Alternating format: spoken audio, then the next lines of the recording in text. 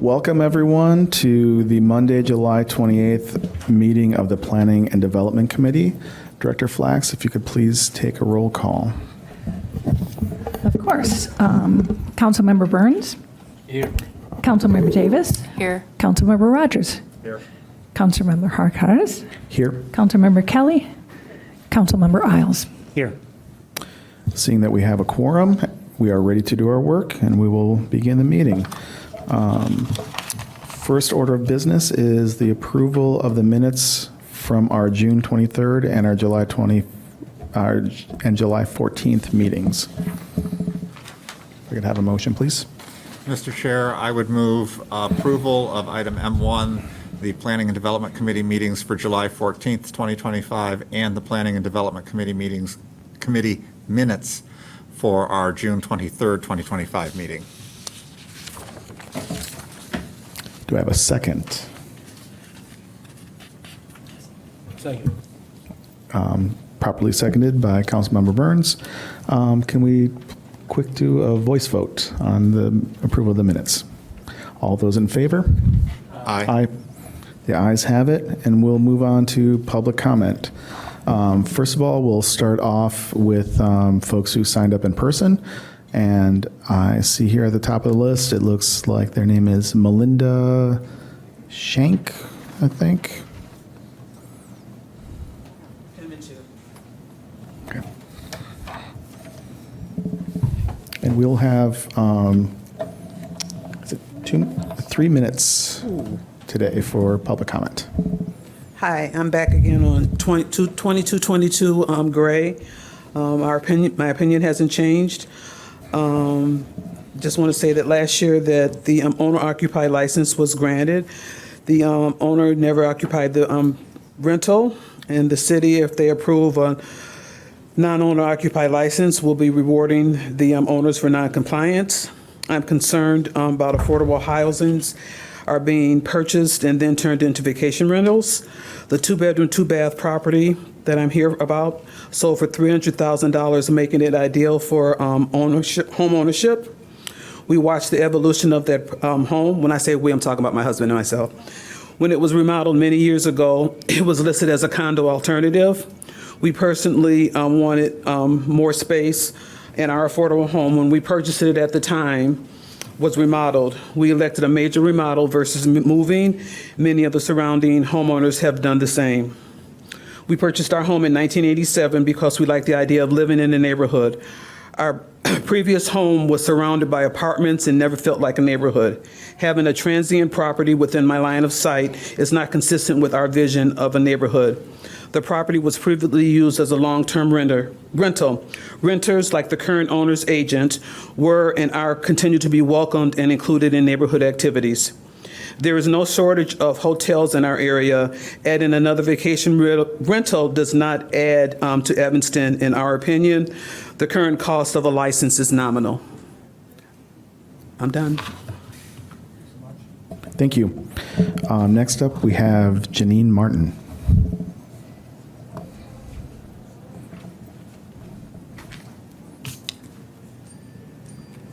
Hi there. I live at 2200 Gray Avenue. I'm here to speak about 2222 Gray Avenue. I live directly south. You probably remember me from the June 9th meeting, for those of you who were here. This property was a long-term rental as long as my husband and I have lived here since over the last 16 years. Allowing it to continue as a non-owner occupied vacation rental directly contradicts the city's stated priority of preserving affordable housing. The June 2024 moratorium recognized that investor-owned STRs reduce the supply of housing for permanent residents. As a community, I don't think that's what we should be doing. Second, after the prior license has expired on June 20th, the owners continued to have people coming into the home. Multiple times. I went to the city, I filed 311 cases, submitted emails, and the decision was made that they shouldn't be penalized because they had the opportunity to reapply.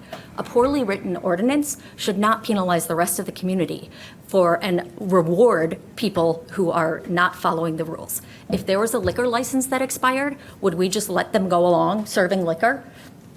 It's dumbfounding to me how this whole thing has proceeded. Third, the property is now listed for sale and is shown in the MLS as under contract pending. Granting a vacation license while a property is actively being sold makes no sense.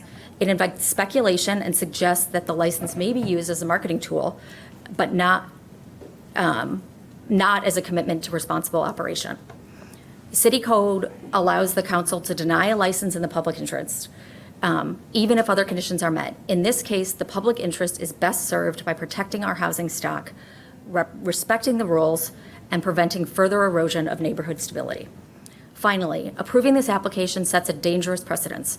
It rewards non-compliance, undermines enforcement, and contradicts the goals that council and staff have already committed to: transparency, fairness, and equitable housing policy. Please deny the application. I know there's a meeting on Envision Evanston tomorrow night. Affordable housing is a commitment for the city. All these non-owner occupied licenses go directly against that. You guys should institute a moratorium and stop this nonsense. Thank you. Thank you. Next up, we have Carol Nielsen. I'm Carol Nielsen. I live at 2100 Noyes. I've been there for 45 years at the corner of Noyes and Gray. We talk a lot about affordable housing in this community. In 1980, two librarians, myself and my husband, moved from Chapel Hill to the 2100 Noyes house. It was in a terrible state. The only one of two houses we could afford, one in Evanston, one in Skokie. We had one car. My husband was hired as a librarian at Northwestern. I was going to take care of my child and edit and index at night. The house was $69,000. Mortgage rates were 12%, and we had to get a second mortgage. But we did it. So now, here we are, listening to all these requests for approval of vacation homes. These are modest homes, and it removes them from the affordable housing stock that you all keep talking about. Librarians and teachers who want to be able to live here cannot, because they can't afford any of the larger houses that are now appearing in Evanston. There's one that we pass every day on Colfax, west of Cowper or something. Nice little modest house, $300,000, purchased by a developer, new house built, $1.6 million, and sold in 1 week. Is this the community you want? It just seems to me you're not putting your values together and trying to rethink what it is you want. I'm with Janine and Melinda, my neighbors, that you deny these vacation houses, not just the one at 2222, but all of them. This is not serving our community. Thank you. Thank you. Next up, we have David Becker.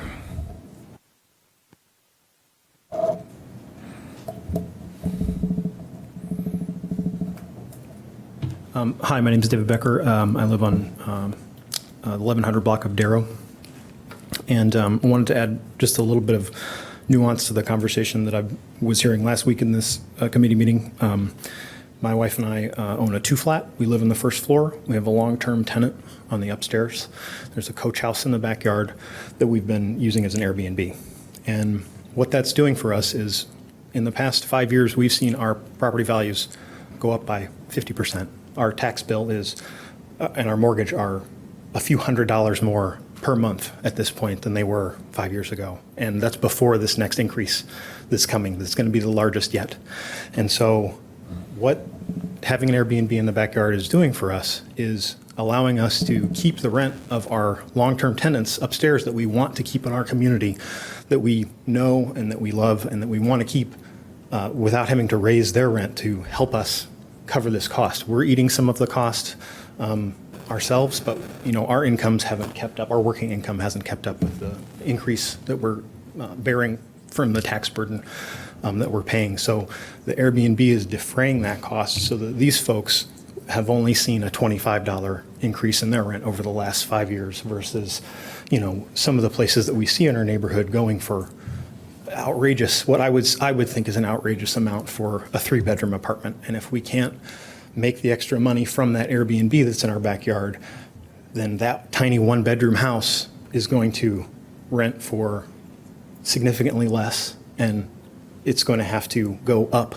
on the 3-bedroom apartment that we're trying to keep at a reasonable rate. So I hope that as you consider the rules for this, and you're going to be writing it, that you'll take into consideration the owner-occupied, because we live on the property, we feel the community, and we feel this as part of our home, there is a difference between us living there and somebody buying houses and renting them out as short-term units because the closets are too small, as you heard last week, or whatever it might be.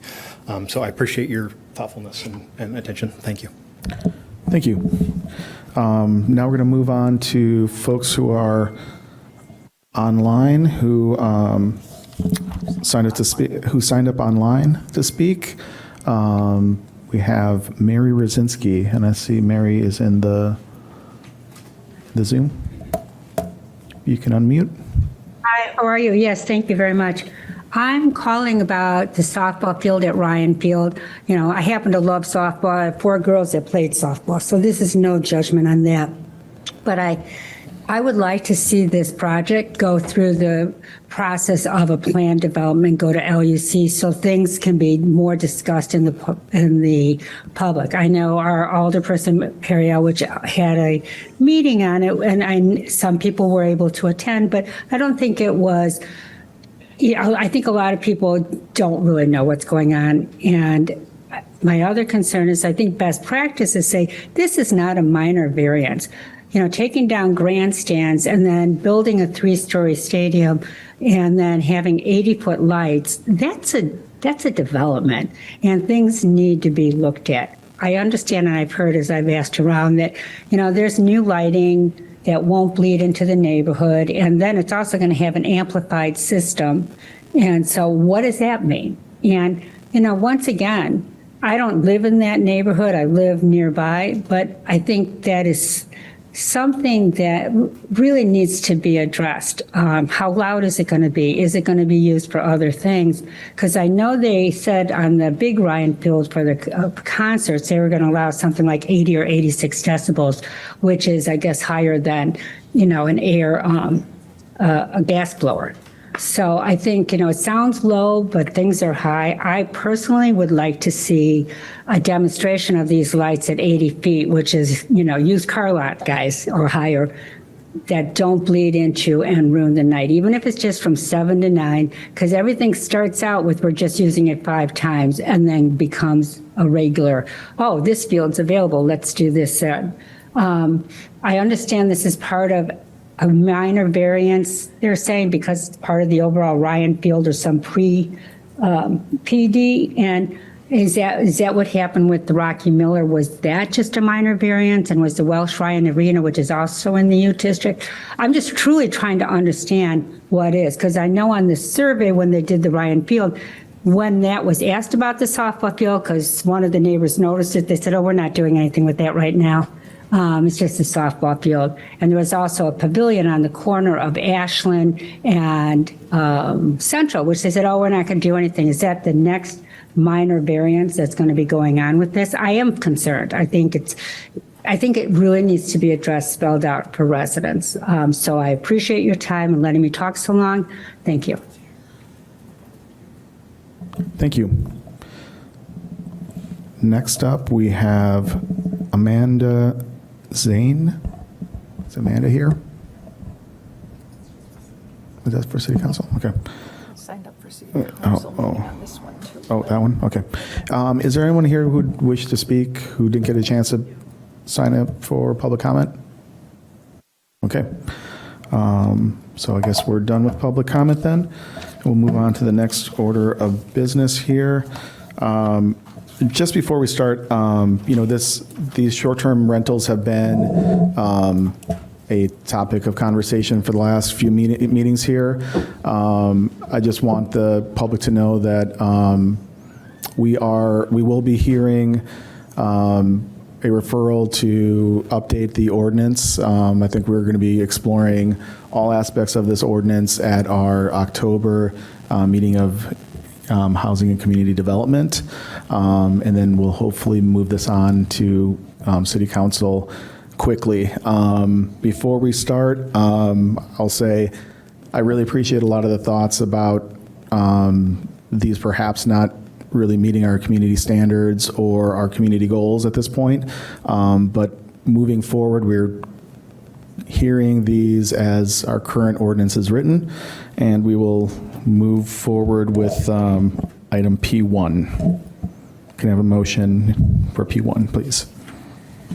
Mr. Chair, I would move item P1, a vacation rental license for 806 Main Street.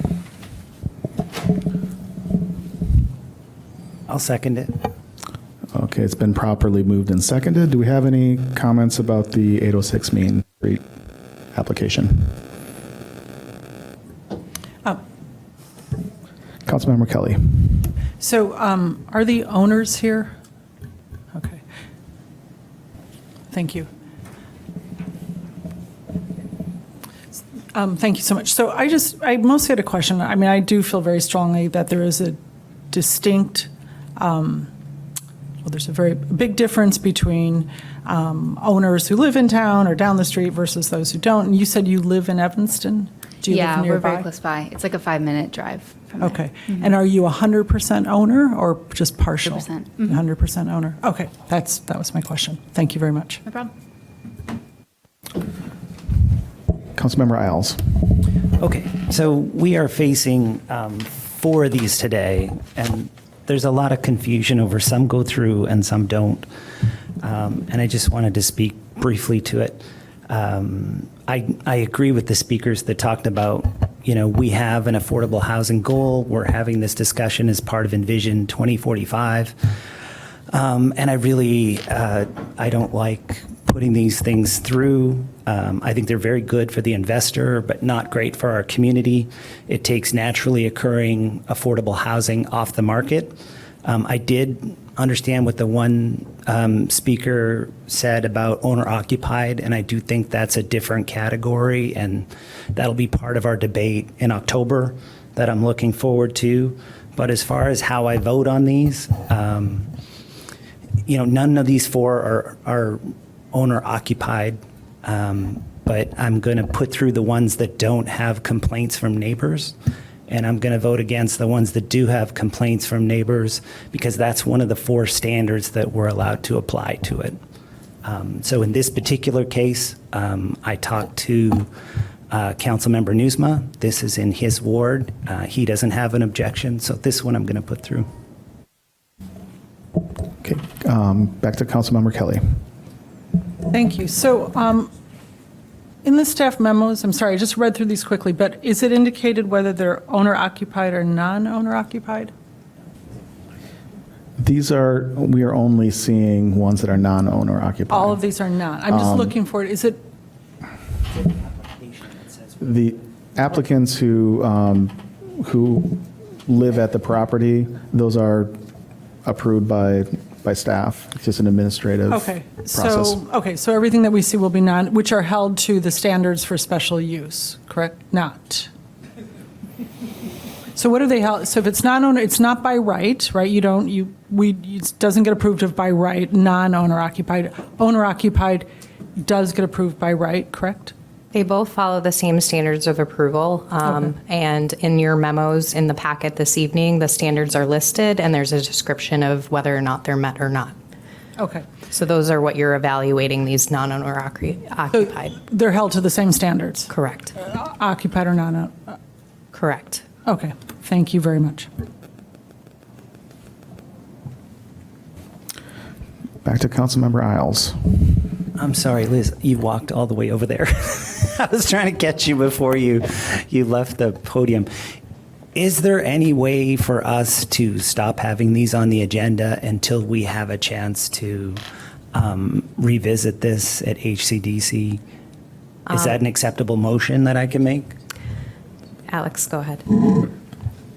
Thank you, Councilmember Isles. So just to give a bit of history for those who may not have been here, the city had a moratorium on approving rentals for a long time. And when the moratorium ended, the staff was instructed to send notifications to all vacation rentals operating within the city, and we gave them 60 days to apply for licensure.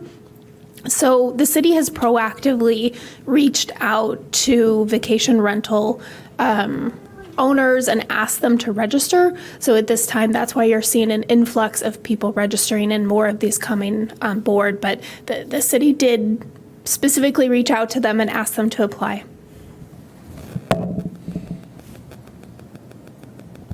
So any of them that were done in the 60 days just automatically are on our agenda?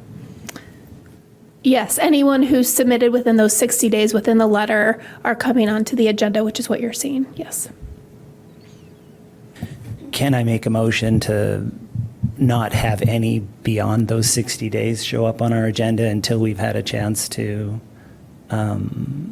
explore this at HCDC? I think that's a perfectly viable motion. I just wanted you to know that the city had reached out. Okay. And Chair, Thank you. I just want to recognize that Andrew San Roman is online and does look like he has his hand raised. Yeah, we have Andrew San Roman, who works for the city of Evanston and is heading up this these efforts. And so, Andrew, if you want to chime in, please. Yes, just wanted to clarify something. So as Council Ruggie mentioned, we gave them 60 days. Those 60 days, after those 60 days, the moratorium would not be put back in place. After 60 days, they would be charged a fee when they applied. And there were tiers to it. So after 60 days, a certain fee, after 90 days, a certain fee, and after 120 days, a certain fee. So there is nothing stating that after 60 days, a moratorium goes back into place. It was simply they had 60 days without paying any extra fees for it. However, they are still able to apply. And Council Ruggie can correct me on that if I'm incorrect, but that was our understanding of it as staff. The moratorium is no longer in place. Next up is Councilmember Rogers. Liz, don't walk away yet. I'm going to try to catch you. My understanding is that we identified about 200 properties. Have letters gone to all 200 of those properties to date? I'm going to actually defer that to Andrew. Okay, I just want, before you got away, don't run away quite yet. Just stand there. So to answer your question, Councilmember Rogers, we have sent out notices to all of the properties that have been identified. So all 200 or so have gotten a notification. And when did that? I don't have the exact number in front of me, but all the ones that were notified, I mean, all the ones that were identified were notified, yeah. And when was the last one of those sent out? Do you know, roughly a week ago, 2 weeks ago, a month ago? Approximately a month ago. Okay. So yeah, the last ones were sent out in June. Okay. During the time that we had a moratorium, what work was done in order to fix the policy? So as far as the policy itself, the ordinance had not been worked on during that time. During the moratorium, it was in place until software could be identified and contracted with to help identify these vacation rental properties. So once that software was found, we have a contract with them. We've now identified these short-term rental properties, and so we were able to send them notices. So once that happened, the moratorium was no longer in place. That's the way the moratorium was written at the time. Okay, and the moratorium was roughly for a year, correct? It was until we contracted with a company. So it ended, I don't have the date right in front of me. I don't know if Sarah has the date. I don't need a date. She was shaking her head, so if she just wants to confirm. Okay. It was no longer than a year, but it was also tied to when a software program was gotten, and so that was before the year was up. And just, that was in November, correct? when we finally got the software? So We signed a contract with them in September of last year. Okay. Okay. But during the time that the moratorium existed, there were no proposed changes from staff or council on policy changes that we would like to see go into effect. It was really just waiting for the software to help us identify properties. No official ones. We've been certainly looking at other codes in other cities, and there are a lot of different ways that they are regulated. All right. Thank you. Councilmember Burns. I think what I want to understand from legal is, I'm trying to pull up my notes. Also in chapter 9, authorizes denial if in the public interest, which was said by a public commenter, even if other standards are met. I mean, that is an exception. I mean, it needs to be, we need to justify it. We need to tie it back to zoning policy, housing policy, et cetera, which was what I'm hearing, which is probably the reason why I'm not going to support the one in the Fifth Ward, because we all know, like, we're trying to create more affordable housing in that ward in particular. We've seen there's more opportunity there because of the price of housing in the Fifth Ward is less than in other areas. And so if we are going to create more affordable housing, it is likely to happen in the areas that are more affordable in Evanston than others, which is why you see a lot of the affordable housing in the Fifth Ward, in the Second Ward, et cetera, because land is a little bit more accessible there than it is everywhere else. But that is a valid reason to deny these. It says it in Chapter 9 if it's not in the public interest. And that gives us broad flexibility as long as we justify it. Am I understanding that correct? That is, excuse me, that is correct. As long as it's in the public interest, and this body specifically cites to that. So I don't necessarily know how that applies to the one we're talking about now, but I want to give folks a heads up about where my head is. I don't think it's in the public interest, particularly in the Fifth Ward, which I'm considering at some point trying to make it a conservation zone to try to keep long-time Evanston residents there. But even if you just look at our policies that exist, it's well documented that there's a need for affordable housing, and it's clearly documented where displacement has happened more than other places. So, and that's all for now. Thank you. Back to Councilmember Kelly. I'm sorry, I'll pass. I think I just want to make the point about assessing this, the standards for each property. Thank you. And I think, just so the public knows, as of June, there was a referral. I think I also originally referred something in February, which when we have a turnover of city council members, all our legislative work gets reset. So we have a delay, which is why we're seeing this and going to be seeing this in October. But it looks like we have, Councilmember Kelly? I apologize. There was one other point I wanted to make to Councilmember Isles.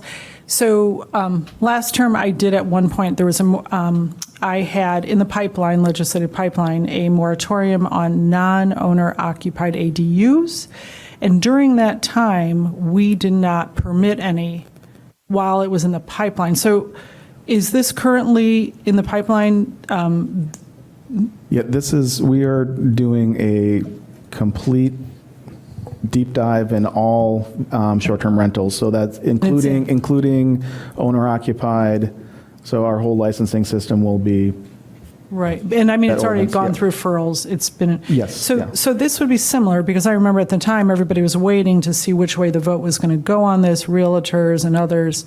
So this seems to me it would be similar to what you're asking, that while this is in the legislative pipeline, that we not bring forward any more for approval after tonight. Is that, Councilmember Isles, a little bit where you were going? Councilmember Rogers. I think that's a little odd for us to be doing that after we've just sent a letter out to everybody. telling them to come into compliance, and then we're going to say, oh, but you can't do it now. We're going to make you wait. This goes back to one of the things I have mentioned multiple times up here is we like to kind of change the rules halfway through.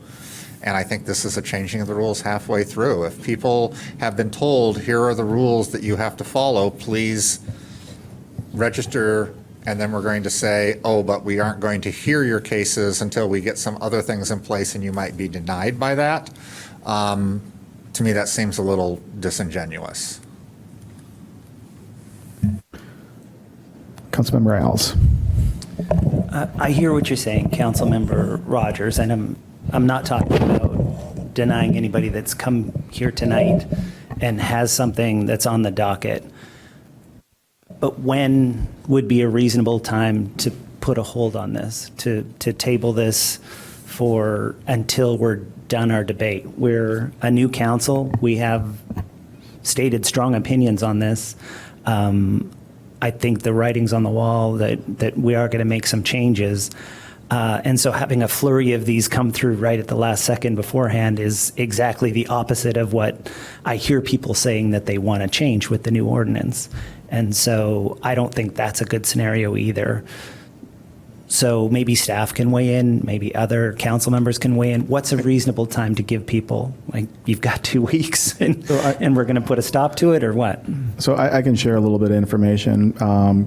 Currently, staff shared with me that we have 63 applications, 17 of which are non-owner occupied. Council Ruggie, would it be within our powers to say that if we have not received, because I think I agree with Councilmember Rogers that we can't move the goalposts at this point. We told people that there was a moratorium and they have had some leeway to apply. Now that they have applied, it's been well past the 60 days. I think it's, in my thinking, it would be completely fair to close the door and not accept any more applications for non-owner occupied. Is that something we can do administrate here in the dais, Councilor Ruggie? Yeah, I think you can do that. What I heard Andrew say, though, is that the last of the letters went out about a month ago, so there may be about 30 days left on some of the letters that went out. So I don't know if you want to put it in another 30 days to finish that 60 days, if that's what you're saying, but that would be... So we can say after the 60-day notice, if properties have not complied with application, the applications are closed. There's just a moratorium on processing them okay. for this time. Great. So I think after, let's, I would ask for my colleagues to, let's vote on this one, and then we can have a quick discussion on the possible moratorium, and we can move forward. So do we have any more comments on this application? Okay, seeing we have none, can we take a roll vote, please? Councilmember Burns. Aye. Councilmember Davis. Aye. Councilmember Rogers. Aye. Councilmember Geracaris. Aye. Councilmember Kelly. Aye. Councilmember Ailes. Aye. 60. The ayes have it. So moving forward, item P2.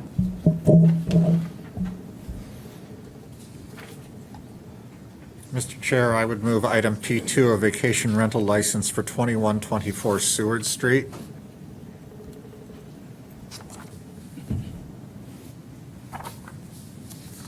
Do I have a second?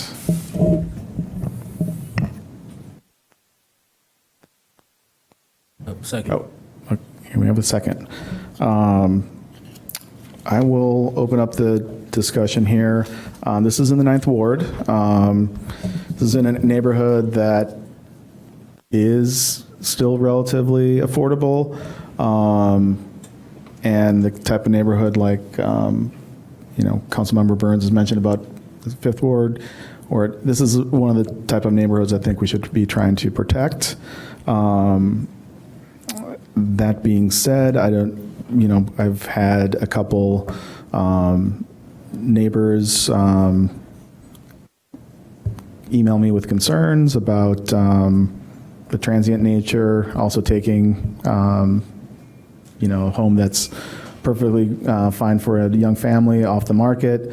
And so I've had at least 3 constituents reach out about that. So I'll end my comments there.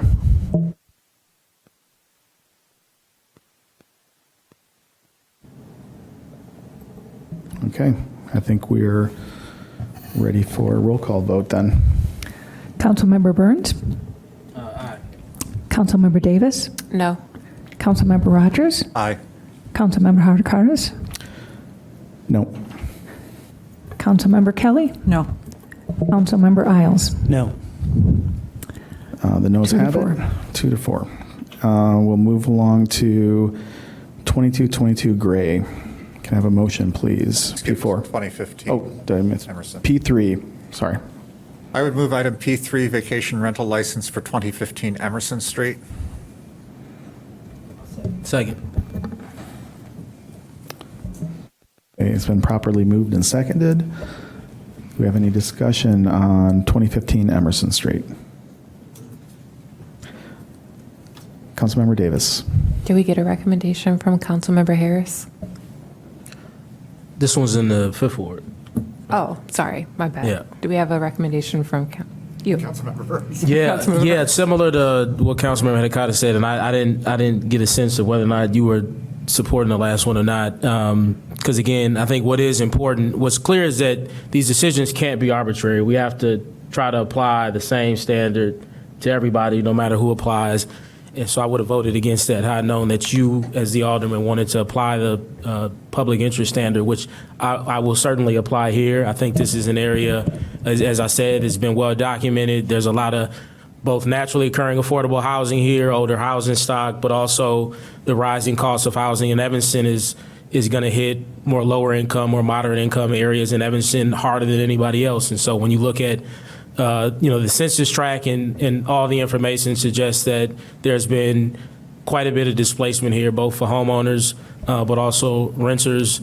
I don't think this helps. I looked this up. I don't think they should have an issue renting out this. I think if I understand this application correctly, they're renting out other units, but they want to rent out the basement unit or the ground floor unit or garden unit for vacation rentals. I didn't see anything in the packet that would suggest they couldn't offer it as just a rental unit. And again, I do not think it is in the public interest to continue to take potentially naturally occurring affordable units offline in the 5th Ward. I think that's an area that we need to preserve those units as best we can. Thank you. And just to check, is the owner here for 2015? Come up, please. Sure, you have me listed as owner occupied, but it is owner occupied. I live in the building. I can't hear you. I live on the top floor. Okay. And I am the owner. And I'm trying to Airbnb the lower level, one apartment. I have a Section 8 tenant on the first floor. And I've been doing Airbnb in the lower level, and it has been working out really well. So you live in the apartment, I thought we said earlier. I live on the second floor. So you live in the apartment. 3 units there, sir. You have 3 units in I'm the, on the top with my wife. Section 8 tenant, Helen Mitchell, is on the first floor, and I'm using the lower level as an Airbnb. okay. Have you had any issues? Why are you going vacation rental? Is it just to bring in? It brings in more. It does bring in more. You get a little bit more? Yes, it does. It gives me less management headaches, actually, because the tenant I had before was driving me crazy. Okay. Yeah. And tear up the apartment I had to redo the entire thing. So why is this coming before us then if it's owner occupied? Yes. So it's my understanding, sir, that you would not have to, if it's owner occupied, this application. I didn't know that. I got an application. I simply filled it out and followed the steps. Okay. Had an inspection, was passed with no problem. Yeah, because just my understanding was that we only received the non-owner occupied request for vacation rentals. Is that correct or no? You must have had me in the wrong. Okay, so where I'm hearing it may have been by accident, so I guess we can. And we have Andrew Sanro. Yeah, and Andrew's online. Andrew, please. Yeah, the application that we received, the question is asked, is this property also the owner's primary residence? And the answer given was no. Oh, okay. That's why it was forwarded to planning and development. I own the property with my sister, is what's happening. So that's why I answered it that way. She didn't live there. I do. Okay. I think. Yeah. So this shouldn't even be here. Yeah. So I think, sir, this should be accepted by right, which is definitely what the ordinance says. Council Ruggie, should we? How to proceed? Because we, I think, do we just remove the motion, back out the motion, and we'll just, if you want to stick around, sir, we'll get it straightened out with you afterwards. Okay. Yeah, I would suggest withdrawing the motion and then just removing this item from the agenda. So, what's a proper? Can I have a motion to withdraw the? Mr. Chair, I made the original motion, and I'll withdraw the motion. Okay. Thank you, Councilmember Rogers. So I think, do we need a second or a vote on that, or we're good? Okay. Moving right along. Excuse me just a second. Council Rucky, did you ask for something else in addition to that, a second motion for something? No, I just said we would remove it from the agenda, I think. Okay, I didn't know if we needed to. Yeah, so if the chair can just state that, then we can move forward. Okay. Moving along to P4. Mr. Chair, I'd move item P4, vacation rental license renewal for 2222 Gray Avenue. Second. Okay. Do we have? First of all, do we have the owner here? 2222. Okay, they're not here. Councilmember Davis. I just wanted to note that this was on the agenda, I think the last or the meeting before last for planning and development, and nothing about the application has changed since the last time, so I believe for consistency, we should deny the application this time again. Okay, Councilmember Kelly. Sorry, I didn't know my light was on, but I agree, and we've heard numerous complaints, so I feel like it doesn't hold up to standards. I think this is where all the people who spoke right, so I think this doesn't, it does cause undue negative impact on the community, so I agree. And Councilmember Rogers. Quick question for staff, for council, I don't know who.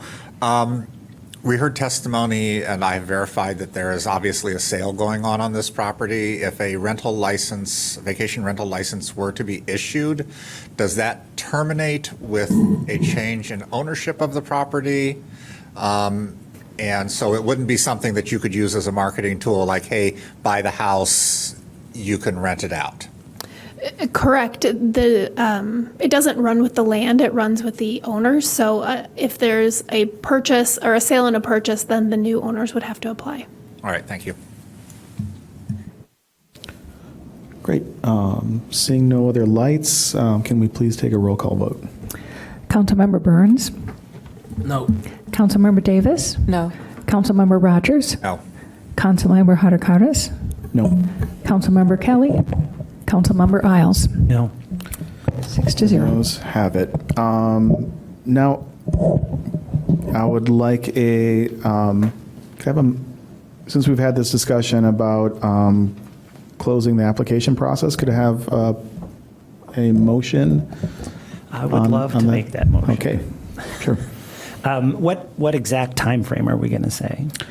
I think it's, from what we heard from Corporation Counsel, I think it's, we have to be fair and make sure that folks have 60 days notice. But I think it's complete we've been told it's completely within our rights to set the, close the application process after the 60 days. And Councilor Ruggie. Yeah, thank you, Chair. I just wanted to clarify. I think it would be best if this is a motion to direct staff not to have applications come back. I think that that is fine, but if you're directing staff to come back with a prepared moratorium resolution, we would just need to do that at the next meeting for open meeting acts purposes. So Okay. just two paths. Okay, so we have,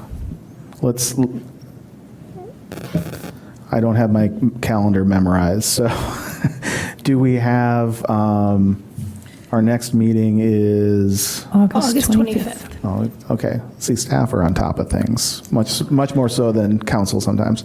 So, do we have time, do we need to do this at this meeting, or are we okay directing staff to not bring forward any more new applications, and then we can make this other change as a noticed item in the next P&D meeting? I think if you were going to give people the additional 30 days based on the letter, then the August 25th meeting, which is in a month, is the right time for us to bring the resolution. Okay, so we don't have to necessarily do it now. We'll just, and I think this will give us time to be very clear in what we're doing. So we will attend to that at the next meeting. So, thank you. Moving along to P5, can I have a motion for P5? Mr. Chair, I would move item P5, Ordinance 48025, granting a special use permit for a kennel located at 2900 Central Street in a B1A business district. I'll second it. Okay, so properly moved and seconded. Quick question for staff. I know that do we need to suspend the rules here? Not at here? committee. Okay, that's what I thought. Okay, so we can just move forward. Are there any comments about this? Anyone? Councilmember Rogers. I'll just say I attended the land use meeting at which occurred because there was a different issue I was interested in at that meeting. And I think this is a great addition to that particular neighborhood. And I think we ought to have puppy city council meetings. So I'm going to throw that out to the applicant here. Great. All right. Seeing no further discussion, can we have a roll call vote, please? Councilmember Burns. Aye. Councilmember Davis. Aye. Councilmember Rogers. Aye. Councilmember Geracaris. Aye. Councilmember Kelly. And Councilmember Isles. Aye. The ayes have it, and there will be puppies for everyone at the next meeting, right? All right, let's move along to item P6. Mr. Chair, I would move item P6, Ordinance 47025, approving a minor adjustment to the plan development at 1501 Central Street. I'll second it. It's been properly moved and seconded. Just for administrative purposes, I'll just state, given my employment at Northwestern University, I'll be abstaining from voting on this item. But I will facilitate the discussion if there's any discussion to be had. So, any lights? Councilmember Kelly. Thank you. So I'm not opposing this necessarily at all, but I'm trying to understand. So this is a minor adjustment to the original PD or to the stadium, the recent ordinance that was passed? Great question. So this is a minor adjustment to the Ryan Field Planned Development Ordinance that was recently approved. It contemplated the entire zoning lot, which includes Kirkpatrick Stadium. Okay, so that PD replaced the original PD, so to speak, because at one point there must have been a PD for the U2 district, correct? That I do not know. Yeah. Okay. Okay, thank you. I guess, my main concern is, I don't question necessarily, but my main concern is about it being considered minor. There's a lot going on, and again, not to say I oppose it, but I deeply value the discussions from Land Use Commission, and I feel that frequently they're able to, see areas that I might not see with their expertise in their conversations and make some suggestions and recommendations. This doesn't seem to me in any way minor, though again, not opposed to it. I want to make that clear, but I think with 5 80-foot light poles and new sound systems and about a 75% increase in capacity and parking. I would feel much more comfortable if I knew the Land Use Commission had discussed this, debated it, really interrogated it, and either they said everything's fine, it looks good. It would just make me more comfortable if it went first through the Land Use Commission. So that's all for now at the moment. Thank you. Councilmember Rogers. I talked with Councilmember Kelly about this a little bit and with Councilmember Davis. Land use about 3 years ago, I think, was when we made the change to what is a minor adjustment versus a major adjustment. And we discovered that the code at the time was actually quite flawed in allowing a building to be moved around on the property being considered minor, but some other things being considered major. So we actually had proposed an ordinance change, which was adopted by council, making minor adjustments be anything that was not involving the site allowance, that was not increasing the intensity of the, like parking, for example. If you wanted to reduce the amount of parking, that would have to go through the major adjustment process. Not dealing with facades and building materials, that would still be minor.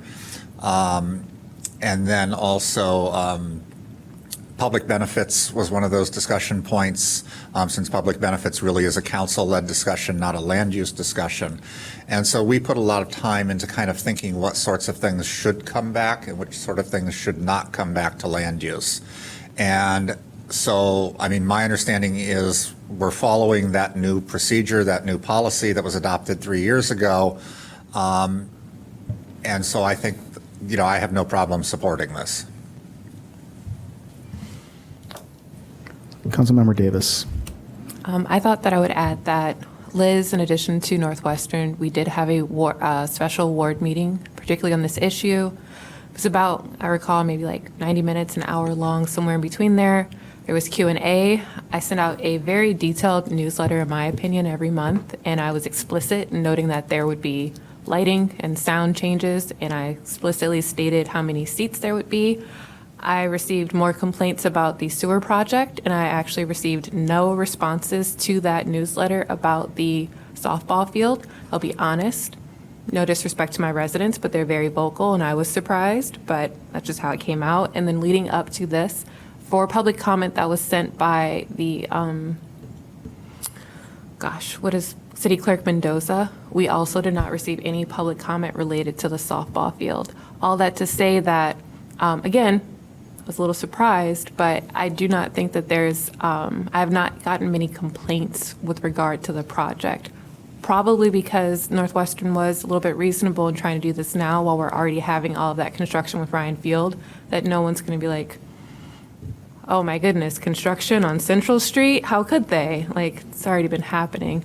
So I guess all I'm mentioning is that I don't think that there's been a bunch of concern in the community.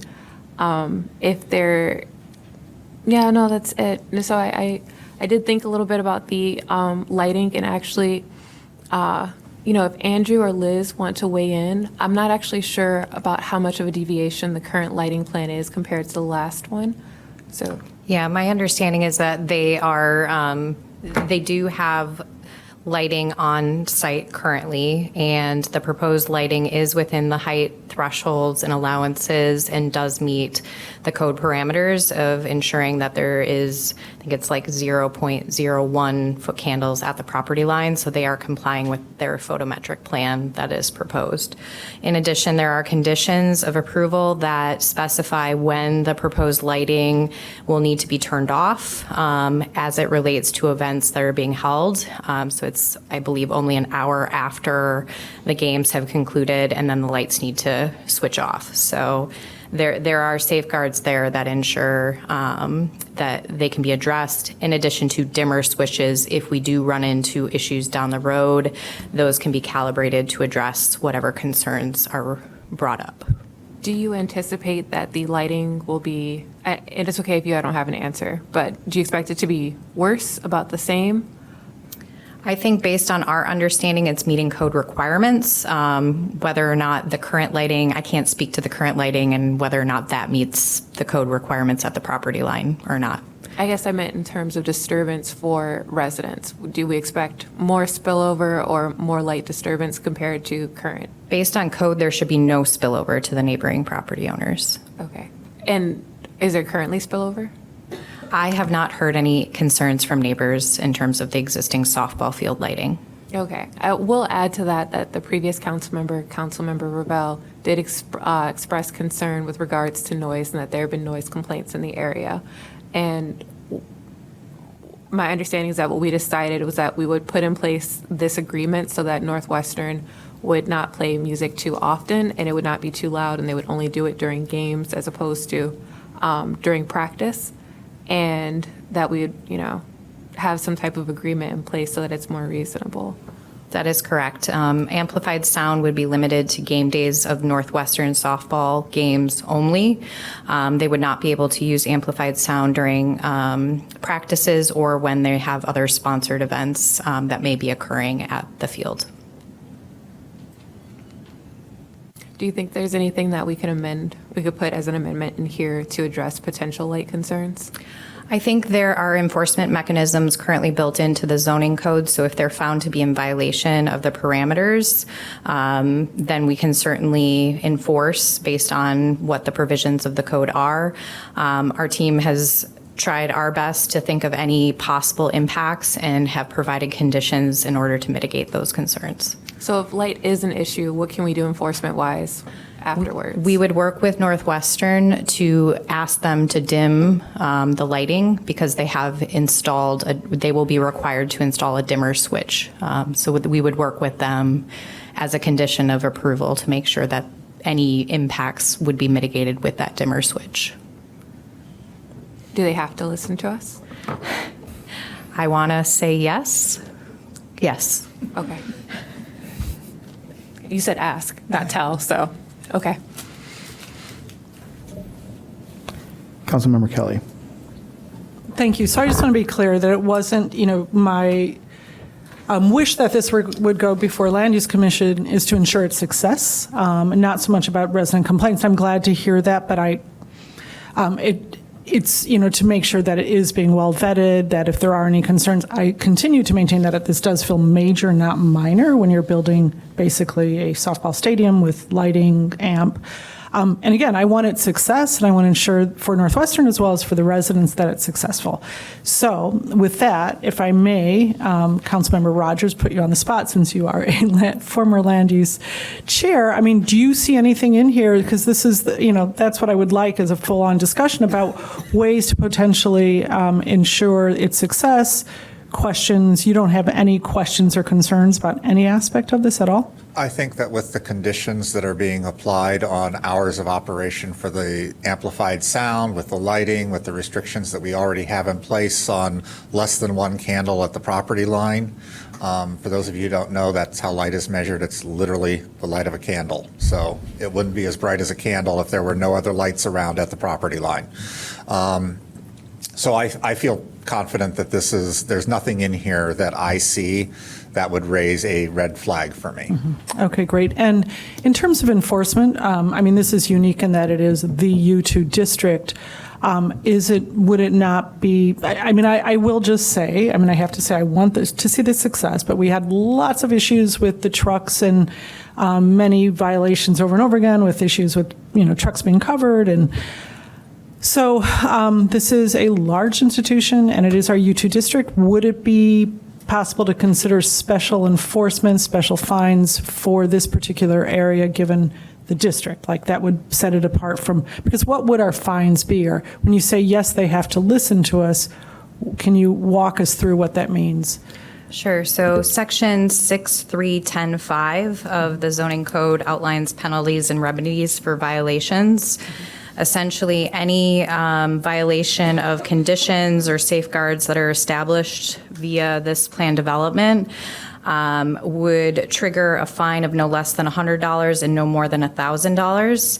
And it's my understanding that that is staff's recommendation that we follow what is in the zoning code in terms of enforcement. Thank you. And I would just add on, that's for every day that a violation continues when they've been notified. So that penalty would be a daily penalty until it's corrected. So if there is a game on a weekend where the noise exceeds the decibels or the light is an issue, and it screws up the weekend for neighbors, it would only be a violation for those days, or would it continue on the days when there aren't games until they figure out how to remedy it? Or would it only count every weekend game or whatever the schedule is? It would be based on when the violation is occurring, so the number of days that violation is occurring. So it wouldn't be necessarily that if a violation happens on a Saturday and we notice them that they violated it for that day, it wouldn't be extended and extrapolated. Understood. Beyond that. So, a month of weekends that are disturbing the neighbors could add up to potentially a $700 or $800 fine for Northwestern University, if I'm understanding correctly, at $100 potentially. That's the bottom threshold. It goes up to $1,000. Thank you. Councilmember Davis. This is for Corporation Counsel Ruggie. Are we able to modify that fine in the agreement, I suppose? I guess it sounds like we're making an agreement with Northwestern that they'll be signing, so maybe a memorandum of understanding is coming out of this. Could we impose a higher fine in it? So the only way to change an ordinance is by an ordinance. So we would have to amend the fine structure via ordinance in order to do that. So that would be my suggestion, if that's the will of the council. But because the ordinance is specific for zoning violations of up to 1,000, we would have to amend that language. Okay. Councilmember Kelly. So I'm just wondering, since this is I think the only U2 district, couldn't that be incorporated into this ordinance? That's a great question. So the zoning violation that Ms. Williams just read is for any zoning violation for any district. And so it's for the whole code, it's not just for U2. So anyone who, has a zoning violation of their zoning permit is subject to that. So, we could amend it if we put it specifically as a violation in the U2 via ordinance, or we can amend the general ordinance for all zoning, but it would still have to be done via ordinance. Councilmember Davis. And so the one for Ryan Field is a separate provision in this ordinance that we're talking about, correct? Because I remember that one being like $50,000 or something like that. So as part of the text amendment for the U2 district, there were penalties that were built into that particular zoning district related to certain elements and aspects of the operations of Ryan Field. Specific to Ryan Field? Correct. Okay, not generally for U2? Correct.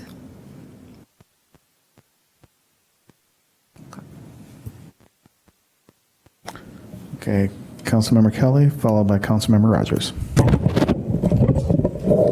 Building in penalties for this, the same way. Could we not have penalties built in now, the same way we built them in for Ryan Stadium? So I think what Ms. Williams was pointing out is the differences between a text amendment and then a zoning approval. So because this is an application for a minor adjustment to a plan development, it's different than a text amendment and how a text amendment goes through. We were able to build those in because they were conditions on approval for the text amendment. Here, we have to follow the city code as it goes for zoning violations. And the text amendment was just strictly related to the Ryan Stadium? It was related to the U2 zoning district. Okay, so those penalties apply for the full district? Correct, but they are listed underneath, I believe, the concert, which is a permitted, it is one of the listed uses within the U2 district, and it lays out penalties associated with that particular land use, which is allowed within the U2 district. Okay, so it's explicitly tied to concerts. Okay, thank you. Councilmember Davis. I don't think mine was up. My light was on, but I think Councilmember Isles also had his light on, and he's not spoken He hasn't yet. spoken yet. Councilmember Isles. Any chance you have any data on any previous violations that Northwestern has had at that location since it's been a stadium for a while? I don't think there have been any formal actions taken by the city, but anecdotally, I do know that there has been complaints associated with the baseball stadium and the use of or the playing of music as it relates to practices, which is one of the reasons why, as this is traveling for your consideration, we've explicitly said that the softball stadium would not be able to utilize their amplified sound system as part of practices to help mitigate that previous anecdotal understanding.